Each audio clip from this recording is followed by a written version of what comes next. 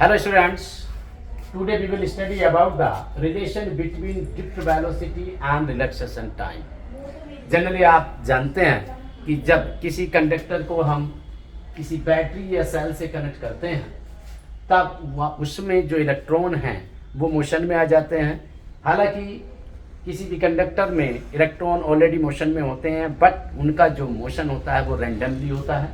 यहाँ पर मैंने शो किया है। लेंथ, कोई कंडक्टर है जिसकी लेंथ L है और उसको हमने सेल से कनेक्ट कर दिया तो इधर से पॉजिटिव करंट जा रहा है और उसमें इलेक्ट्रॉन है तो उनमें से बहुत सारे इलेक्ट्रॉन्स की जो वेलोसिटी है वो सेल की ओर मोशन करने लगेंगे और क्योंकि ये रैंडमली मोशन करते हैं तब जो इलेक्ट्रॉन ड्रिफ्टेड होंगे due to flowing the current by the cell, उन इलेक्ट्रॉन्स की जो एवरेज वेलोसिटी है जनरली उसी को हम ड्रिफ्ट वेलोसिटी बोलते हैं और उसका हम टाइम जो इलेक्ट्रॉन्स का कोलाइजन टाइम है यानी कि time to successive collisions is known as relaxation time, तो उस वेलोसिटी का ड्रिफ्ट वेलोसिटी का हम रिलेशन निकालेंगे रिलैक्सेशन टाइम से। इसके ऊपर बोर्ड में एमसीक्यूज वगैरह में 2 मार्क्स में न्यूमेरिकल आता है। Let a conductor of length L and area capital A, let current I is flowing through the cell since average velocity of drift electrons is known as drift velocity।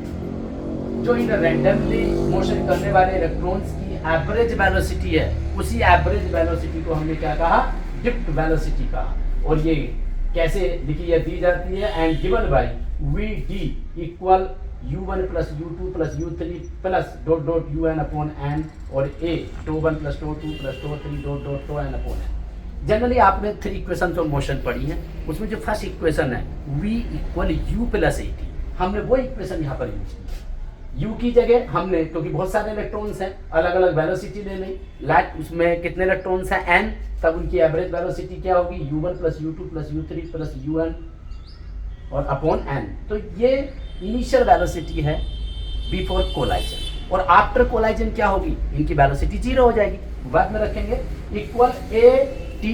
अब a तो acceleration हो गया और t की जगह हमने क्या, relaxation time, और इसका जो एवरेज रिलैक्सेशन टाइम का वो क्या आएगा τ1 plus τ2 plus τ3 dot dot τn upon n, यानी कि n इलेक्ट्रॉन्स का रिलैक्सेशन टाइम ले लिया।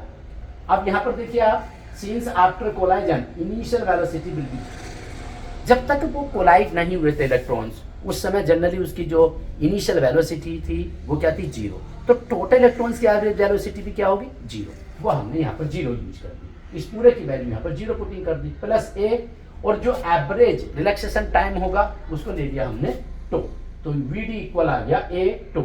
अब a क्या है, एक्सीलरेशन, और by second law of motion हम जानते हैं a इक्वल होता है f अपॉन m, तो a के प्लेस पर हमने रख दिया f अपॉन m।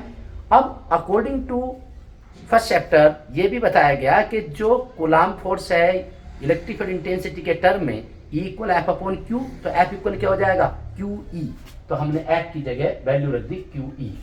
अब क्यू को तोड़ दिया एन ई में, क्यू को तोड़ दिया एन ई में क्योंकि इलेक्ट्रॉन पर नेगेटिव चार्ज होता है तो हमने चार्ज भी शो कर दिया माइनस ई। अगर हम एक इलेक्ट्रॉन के लिए स्टडी करें जनरली तो एन की वैल्यू क्या हो जाएगी, 1, तो हमने एन की वैल्यू 1 रख दी और यहाँ से फॉर 1 इलेक्ट्रॉन Vd इक्वल आ गया minus e tau upon m।